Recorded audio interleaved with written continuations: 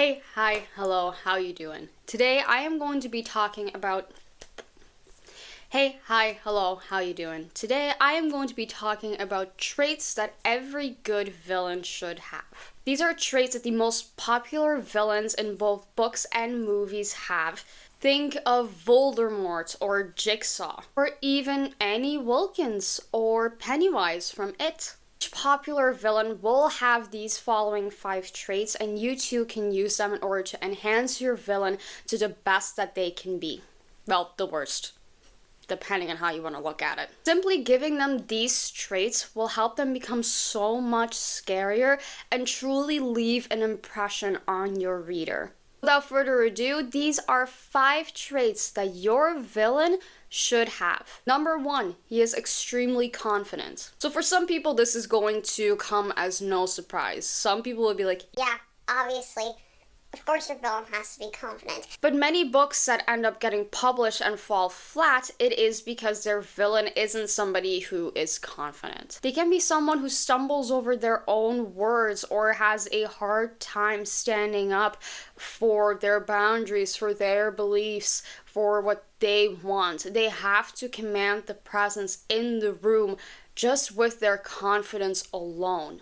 This is what draws people in, this is what makes the reader pay attention, but also the other characters that are around him. His confidence is a part of what makes people scared of him throughout the course of the story. It is what elicits fear, it is what causes him to be intimidating, and it is what causes him to actually get the followers throughout the story that he does, should your plot be one like that. Especially if your villain is somebody who is in a position of power. He can't sit there and stumble over his words or have to sit there and vigorously study his speech to make sure that he doesn't forget a single word. That doesn't make a good villain. If anything, your villain will look at the speech once and say, It's me.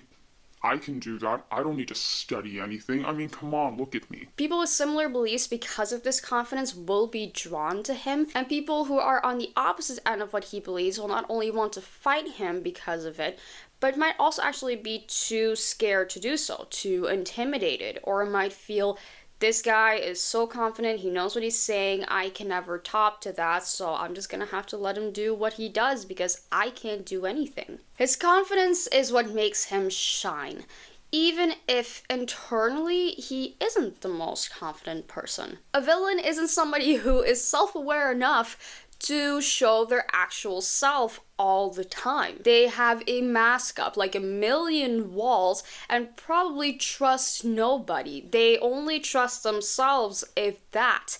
So even if they aren't the most confident person inwards, they will show confidence outwards. They will put on that mask of confidence when they are around other people, or even when they are trying to fool themselves into something. Maybe they are trying to protect themselves from something that they see as a threat. Or maybe they are trying to intimidate other people or get what they want through truly showing how confident they are and that they aren't to be messed with. Even when their heart is beating in their throat, they feel so dizzy that they feel like they're about to faint and might be on the verge of hyperventilating if they let themselves because they're that nervous.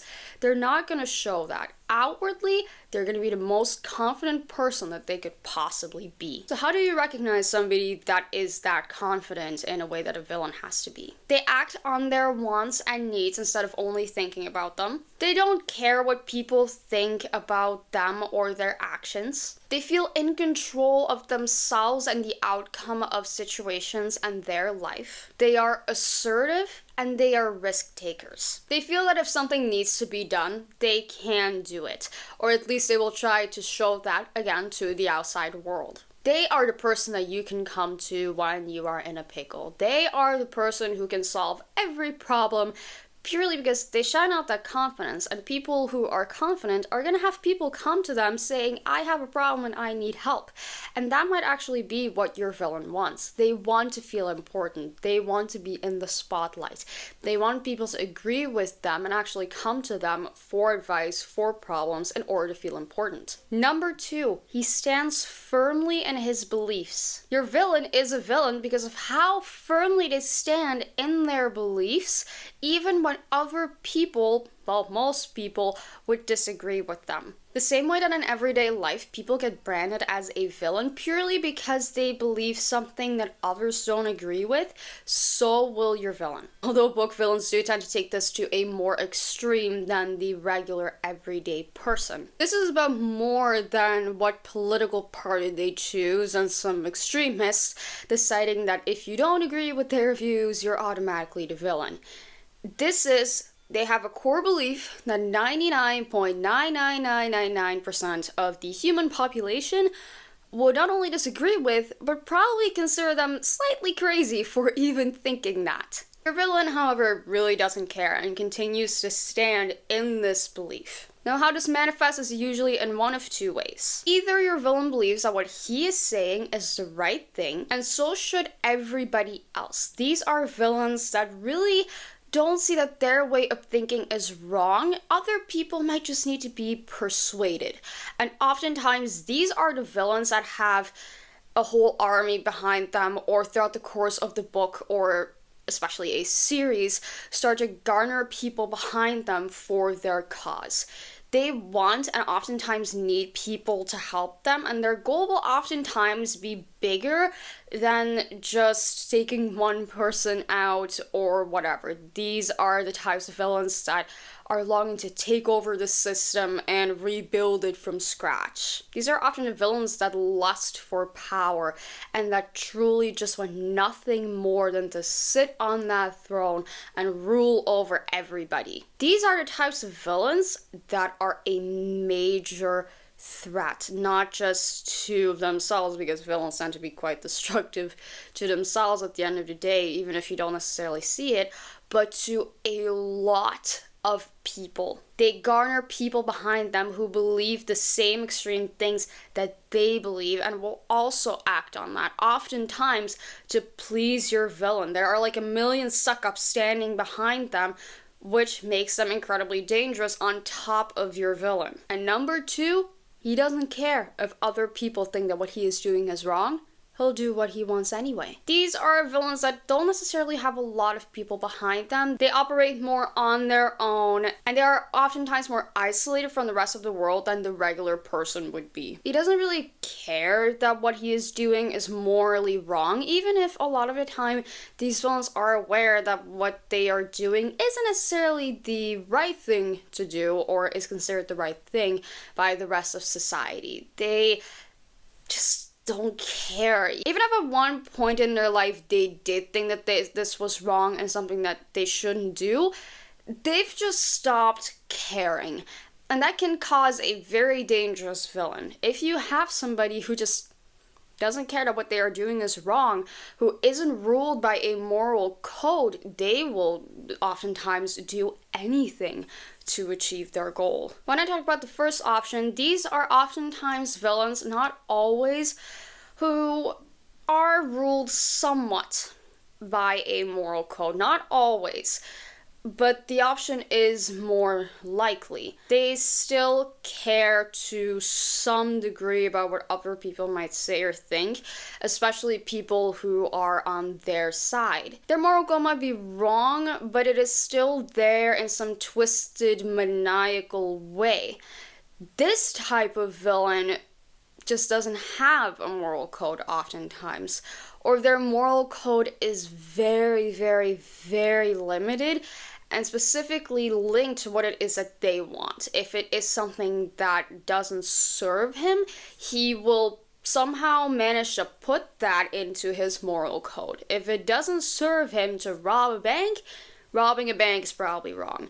If it does serve him to go rob a bank, well, it's just ruled by some rich people anyway who really won't care when a couple of dollars is gone. So is it really that bad to rob a bank anyway? These are the types of villains that they will find an excuse for anything if it suits their needs, including things that are incredibly morally wrong that we would brand them for as the scum of the earth. Things that will get them into history books as one of the greatest villains that we have ever known, because they aren't ruled by a moral code unless it suits them and their agenda. So whether he believes that what he is doing is right or not, whether it is option A or option B, at the end of the day, they will do what they need to do based on their belief and based on what they want. Their want is the most important thing, and everything else can really go screw themselves at the end of the day. Number 3, they take pleasure out of seeing others in pain. This can come in multiple forms, one of them being sadism. But depending on the type of villain that you have and the plot of your story, how much this is going to show really depends. It also depends whether your villain is ruled by some kind of a moral code. If they believe that what they are doing is right, they don't necessarily like hurting other people, but if it needs to happen for the cause, they will have to do it. Their sadism, if it is present, oftentimes it is to at least some degree, won't show as much unless it is at a very certain point in the book, like something like a very tense action scene or whatever. At the lowest of the low, your villain might try to avoid hurting other people, but feel that if they don't have another choice, it is something that they will do. On the complete other end of that, you have the sadists, the psychopaths, the people, again, that we would brand as history's worst villains. The people who enjoy hurting others purely because they can. They see your hero and they want to torment them as much as they can, whether it be mentally, physically, spiritually, religiously, whatever the case may be. If they can cause pain, they're happy. If they can cause your main character to break down into tears, have a full-blown panic attack, or see them bleeding, their job is done. These are villains that hold a major amount of anger and are oftentimes ruled by their pride. They feel that anybody who opposes them, who is not helping them, who is actually trying to sabotage them, deserves to be in pain. They deserve to suffer. And these are the villains that stick with us.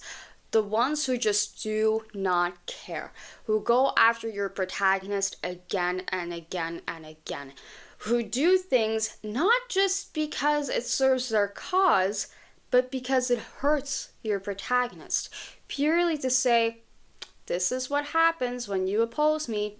This is what happens when you try to stop me from doing what I'm doing. They might not even directly hurt the hero themselves, but people around them that they care about, like family members, friends, or even in fantasy novels, I've seen this before, where they literally bombard and hurt and kill everybody in the town that they grew up in, just to give an example. The amount of blood that there is doesn't matter, except the more the better. As long as there is blood, as long as there is pain, they're happy. These are oftentimes villains that truly rule people by intimidating them, scaring them, and forcing people into submission. These are the villains that are the most ruthless. And your villain can fall anywhere on this spectrum. And I mean anywhere. But the bigger their goal is, the more that they long for control specifically, the more they tend to push to that far extreme of wanting to hurt others, not caring. Number 4, they will stop at absolutely nothing to get what they want. Now, to come back to the 2 types of villains that I described earlier, if they are ruled by a moral code, if they feel that what they are doing is the right thing to do, and if they wish that other people thought the same way that they did, this is in a different way than a villain who just doesn't really care. He has a motivation somehow of making the world a better place, even though he's completely misguided in how to do that. He wants to create a better world, whether that be for himself or for other people. He has a cause that he feels this is the right thing to do, and if I just do this, then people will understand. And that is a very strong motivator. They are chained by these beliefs and will not stop at anything to show other people that, as a matter of fact, he was right. He was right all along, and he wants other people to know because then he has other people behind his cause. These are the type of villains that have a whole lot of people behind them who share the same belief as they do. However, he will still try to avoid hurting others if possible, but if it's not, he'll do so with a lot of regret and a lot of guilt in his heart, but he'll do it because it's needed for the cause. Now, villains who do not care, who know that what they're doing is probably wrong and what they're doing is not in the best interest of other people, it's just what they personally want and it would make their life better. This is where their psychopathy or their sadism is truly gonna shine through and how they get to that goal. They will go over bodies. He won't first stop and try to persuade other people to join his cause. If you're standing in the way, either step aside alive or drop dead. It's as simple as that. Roadblocks are no more than just simple inconveniences that he just needs to chuck away like a fly swatting by his ear. They're just little extra steps, but nothing is going to stop him. Other people that are genuinely affected by this are literally just some ants underneath his feet. He'll step on them. He will get rid of them if he has to, but no one's going to stop him from what he's doing. Exactly who do these people think they are to stop him from what he is doing? He deserves this. He should get this. And if he needs to take people or even entire towns or cities out to do that, well, you shouldn't have fought me, should you? Maybe you should have just moved out of the way and you would have kept living. What he wants is a fact. What he wants will happen. What other people need is a privilege that you will be lucky if he grants it. If he does not give it to you, you're not getting it. If you want to live, that's a privilege given by him that you have to earn by doing what he says and joining his cause, by not going against him in the way that an annoying protagonist, who is still an annoying mosquito beside his ear, is doing. You cannot turn into a double like them. And the moment that you show any sign of resistance, just a wrong look, you're gone. Because you're no longer serving him. In his mind, and what he portrays to the world, is that he is the judge, jury, and executioner of the world, of fate itself. What he says goes, and you don't have to agree. You don't have to be happy, but it's what's gonna happen. Because this is his playground, and you didn't have to sign up to be here. You just happen to be in his way. Again, this goes on a spectrum, but the bigger your villain's goal, the more that they're gonna lean to that extreme of, well, if I need to step on people, I will. And the further they go along that spectrum, the bigger they are in their own head. The more that the world is about them. Villains who do something for the good of the world, who have this really, really big misbelief and really just twisted thought processes in the name of justice, in the name of making the world a better place, might see themselves as insignificant, but just somebody trying to do what is best. Somebody who isn't heard. Somebody who just wants to help, but no one is listening to him. Somebody who is desperate. They may not be aware that what they are doing is wrong or that they even are a villain. They may actually see themselves as the hero. And heroes also do not stop at any point to get what it is that they want. That is something that both villains and heroes share. But a villain who believes that he is a hero is also incredibly dangerous. Just because they don't murder people left and right, that doesn't make them any less dangerous. Somebody who is guided by the idea of, I need to do something for this world, or it's going to completely fall apart, or enormously bad things are going to happen if I don't do something, are often people who are completely consumed by this idea. And so they will not stop at all. It doesn't matter what you say to them. It doesn't matter if you reason with them. They will still keep going. They have the ability to have empathy. They have the ability to feel guilt. They have the ability to feel regret. But even though they will feel it and they will be haunted by it for the rest of their lives, they feel that they have to keep going. They are a pawn in a much bigger game, but still an important pawn, somebody who has to set things in motion for other people to pick it up from there. And that makes him just as dangerous as somebody who will walk over bodies. And number 5, he has a complex motive. If my motive is, I want more money, I want to be rich, I'm not automatically gonna go and rob people. What I'm going to do is look up jobs that pay very well and try to get myself into that field.